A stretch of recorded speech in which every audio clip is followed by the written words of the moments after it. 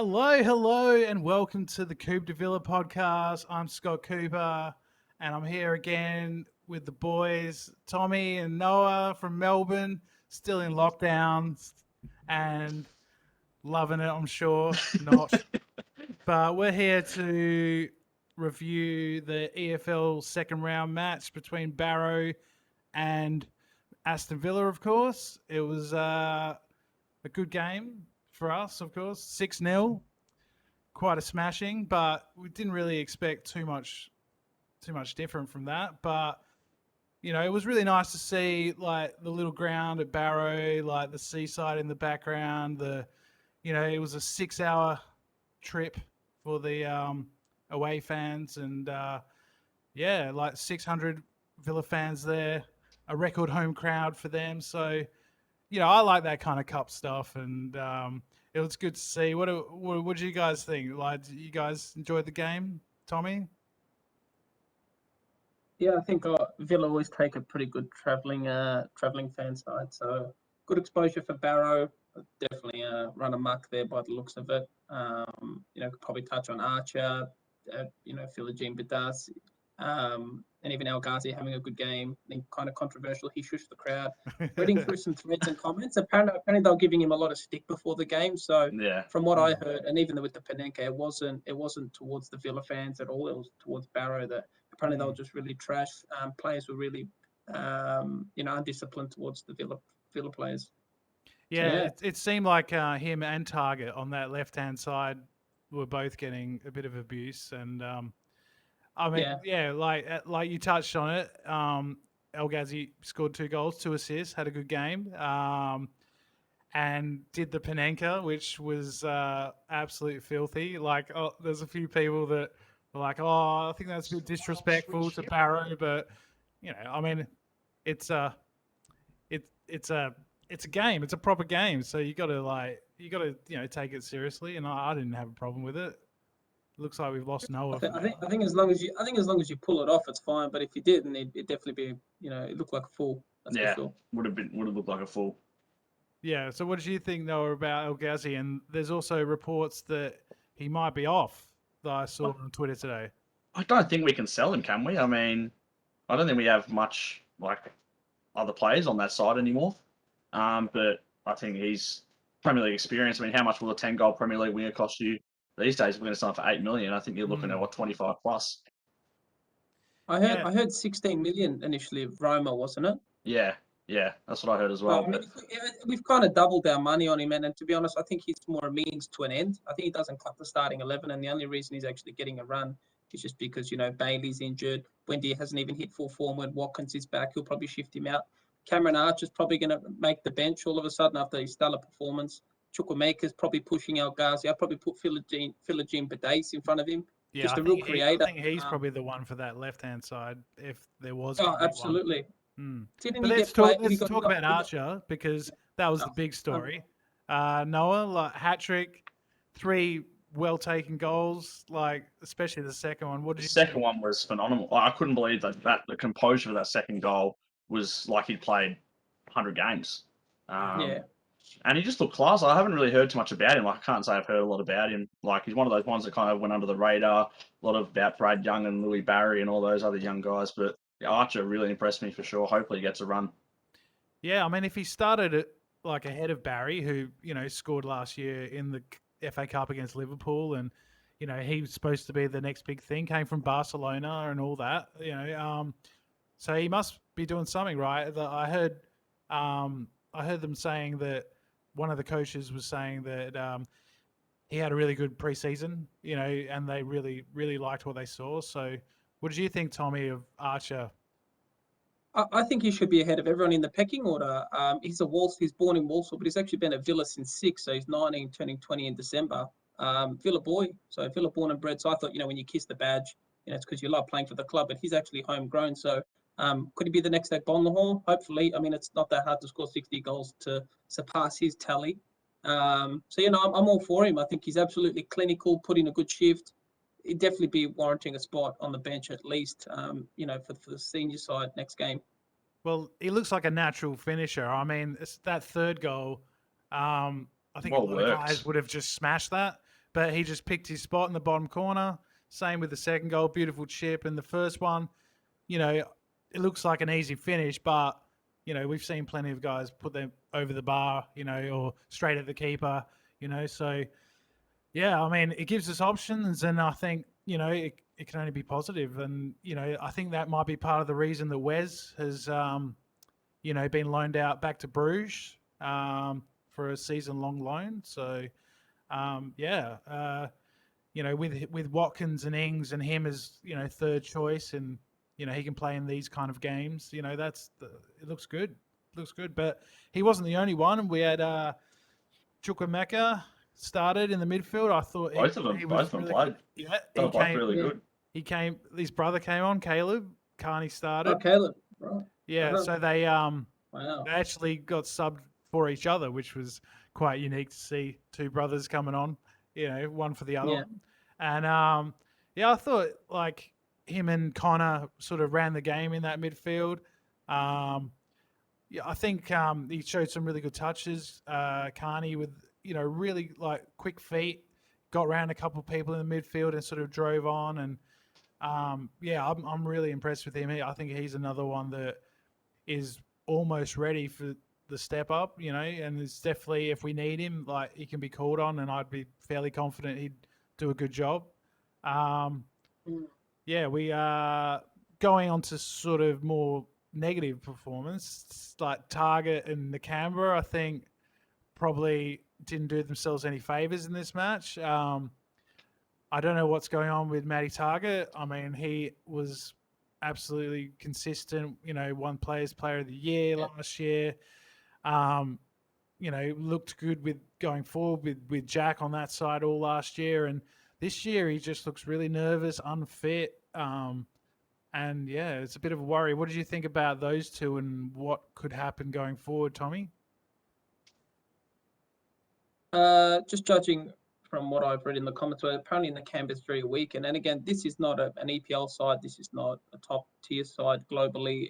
It's lower division. So the fact that he didn't step up, especially losing his spot to Louise recently when he returned, I don't know. There's a lot of work for Nakamba right now. I mean, I think that's why we need a number 6. Louise does a job. He's better than Nakamba, but I definitely think 6 is our key area of strengthening at the moment. But yeah, with Nakamba, I don't know. He's definitely fallen down the pecking order, and it's just I don't know, just pick himself back up, see how he can go from there. With Target, I mean, it doesn't help when Ismail Assar in the opening week of EPL tears you a new one. I definitely think Ashley Young, it's his spot to lose. I didn't think Target would be coming back in, but I definitely was expecting a better performance from Target to at least push Young for the starting left back position. Pretty disappointing.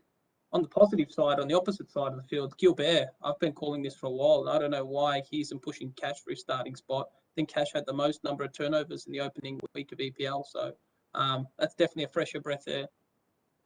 Yeah, what do you think, Noah, about Nakamba and Target and where their season is going, or what options do we have if those two are out of form?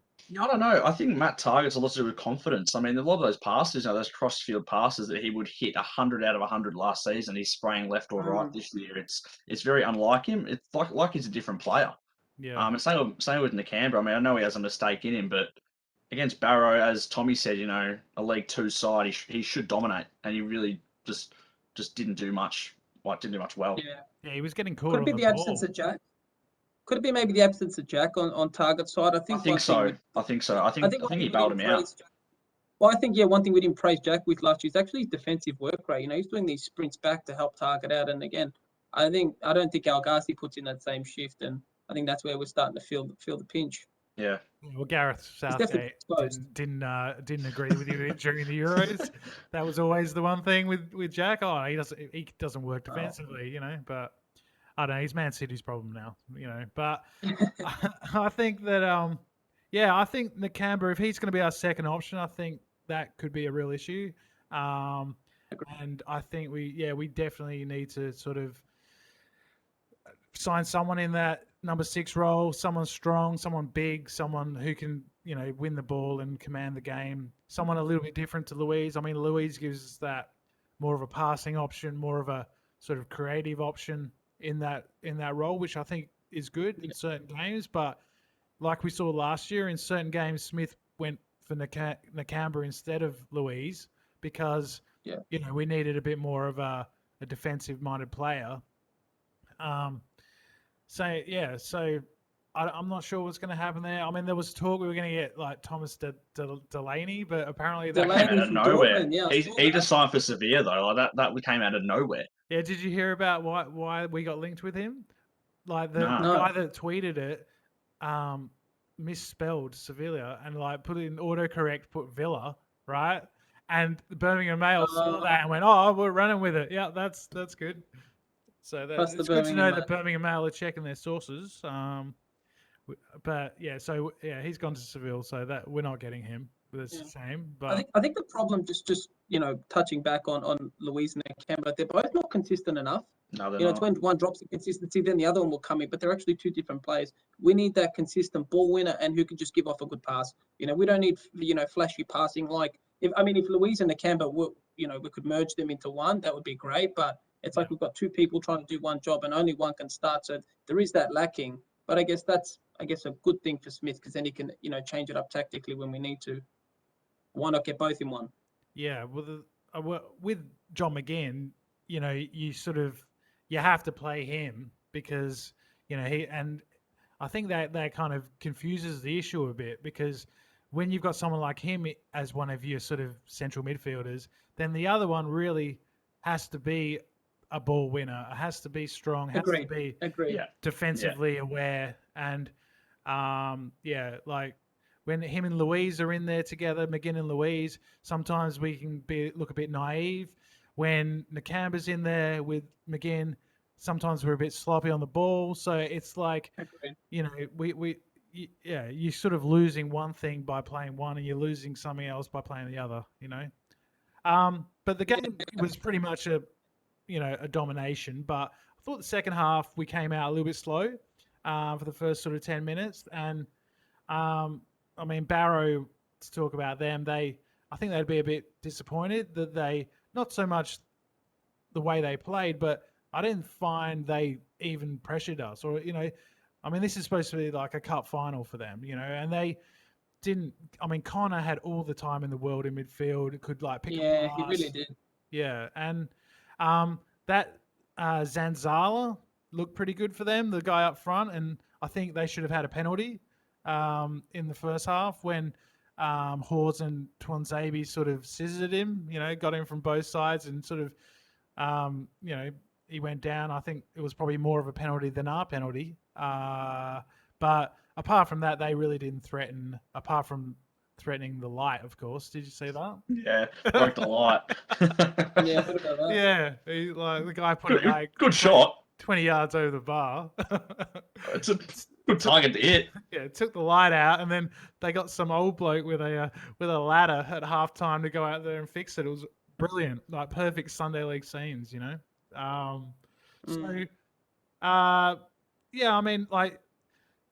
can't take too much from these games, I guess, but it's good to see the kids coming on. One we haven't mentioned is Philogene Bidais. I thought he was amazing. That pass for Archer's hat trick was composure, unreal, world class, absolutely world class. Like even just to see that pass, was amazing, and then pull it off with someone else. So, but no pressure though. He had no one went at him. He had all the time in the world to wait for the run and then play the ball. Yeah, it was optional defending, but we'll give him credit. He did well. So great ball. I think he's probably the one that's pushing for a start most, considering what we've. I was about to say that. I was literally about to say that. It's like he's either coming on as the first sub, he's getting that 5. If that we can push that to 10 minutes, then to 20 minutes, and could he start in front of Al-Ghazi? Absolutely. He's a pass-first player, and we've got players like Ings making these incredible runs. That's probably the best way to exploit other teams' defensive vulnerabilities. Definitely, and I think in certain like times in the game, we can go for different options. Like you spoke about Gilbert earlier. If we need a goal in the last 20 minutes, swap Cash for Gilbert. He gives you more going forward. I know Cass is the better player, but defensively. But Is he though? Is he though? Like, I Yeah, really haven't been so convinced lately. yeah, I mean, he had a bad Gilbert's game. actually pretty good. Bill Gilbert was. Don't forget, he was a very impressive player. Wasn't he like top 5 right backs in his first season in the EPL? Like he had a really good opening year, and he's decent yeah. defensively. And he got dropped for some reason as well. The back end of 2 seasons ago. I think there's a personal rift between him and Yeah, Smith. yeah, Okay. There's no way you'd loan him out, and then it was almost like karma when Cash pulled his hammy. Then we're stuck with Elmo at right back for the remainder of the season. yeah, Yeah. So And he did I don't quite know. well on his loan spell, apparently. So yeah. He did. Yeah, he did. Yeah, I was Raw always checking. warrior, Yeah, So he made a few team of I the think if weeks, Young and can, yeah, I just think if Young can dispossess Target of his starting spot at 36, I don't think Cash is capable. Gilbert, sorry, is capable of doing the same with Cash. 100%. The best player in that position, Cash. I think has he been complacent? Maybe. I mean, when you got Elmo as your, you could probably afford to have a bad game or two. And if it's just Elmo on the bench, I don't think Smith was ever going to sub him on. I think with yeah, Gilbert, definitely offers something else. Yeah, But yeah. He's a promising better with the option youth, than that's for Elmo, sure. that's for sure. Like, Oh, um, unreal. yeah. Mix So, it up. Why not? and you need, in these days, you need two people for at least for every position. So Depth. Yeah. yeah, for sure, for sure. But I enjoyed the game. I mean, it was 2:45 for me. What 4:45 for you guys? 4:45. Yeah, Yeah, getting up. I was like, oh, this is, it's Barrow. It's gonna be, do I really want to get up? But then it was nice to see like the ground and just these kind of away days that like there's a lot of talk about the EFL Cup, the League Cup, the Coca-Cola Cup, call it what you will, like being being scrapped. And I was just want to see what you guys thought about that, because I think that, I mean, you look at Barrow today, like it's huge for them, right? And yeah, it's useful for us too, but. And if these big teams like United and City and that don't want to play in it, then fine, just don't play in it. Like tell them yeah. they can withdraw from it. I mean, that's fine with me. What did you guys think, Noah? I think there's all like obviously not last night, but the magic of the cup. You get a full I think you said their biggest home crowd they've ever had. You get those people behind them. That's like nothing else. And we've lost to these type of teams before. I think Luton a couple of years ago knocked us out in the first round, and these can't happen. I think Lincoln when they were in non-league went to the FA Cup like semi-finals against Arsenal or something, or quarterfinals. It happens, and as you said, it's a cup final every game, and for these clubs financially, it's big. Yeah, I think they made. Not even that. I think exposure as well. That's the main thing. Yeah. Say Archer plays for them. They beat us 3-2. He gets a hat trick for the other team. All of a sudden, you've got scouts going to watch him every game. And then that's how these clubs kind of climb up the ranks. Okay, well, if Archer's some youth product, for example, at Barrow, all right, let's keep an eye on their youth system. Okay, well, I don't know. Yeah, For me, that it's all about exposure. In Australia, you have one good game. You're lucky if you make the local paper. In England, you do it. And again, it could be lower league teams like Barrow. All of a sudden, you're front page of the news. yeah, That's it. And I So, mean, yeah. and these clubs, with COVID and everything, have had a super rough time.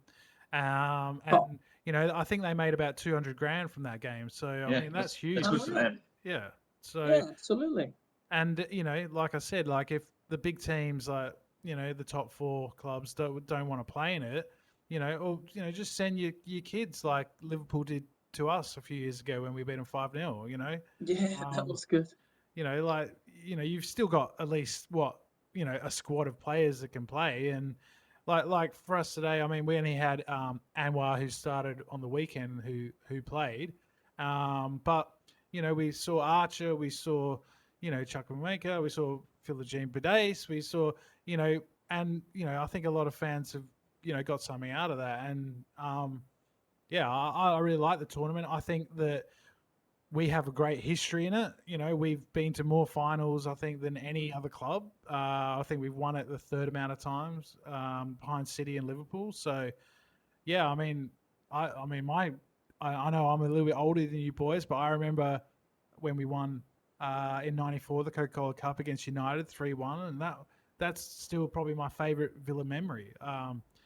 Unbelievable game, and yeah, I saw us beat Leeds in '96 as well. But they're the only two trophies I've ever seen us win, and I'm guessing you guys have never seen us win a trophy. Like so, Yeah. yeah, I'm all for it, and I think it's definitely still got its part to play for Yeah, I sure. agree. Absolutely. Yeah. So, I mean, I like when you see the light breaking, and I don't know if you saw. Did you see the fan that headed the ball? There was like crazy stuff like that. It's just That's what you want to see. Yeah. definitely, yeah, yeah. So we've got one more game before the international break. I can't believe there's another international break this soon, but yeah, there is. Unreal.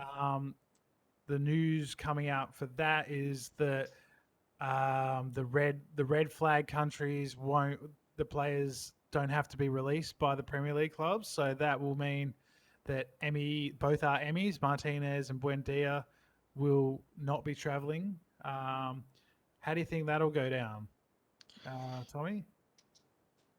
I think it's out of the club's control. Again, this isn't by Aston Villa. This is by the committee. So it's a decision I think they'll just have to accept. Better for us. I mean, lower chance of them getting injured, and they're both starting 11 players. We can't afford to lose Emmy Martinez, for example. I mean, I trust Dia, but not as much as Emmy.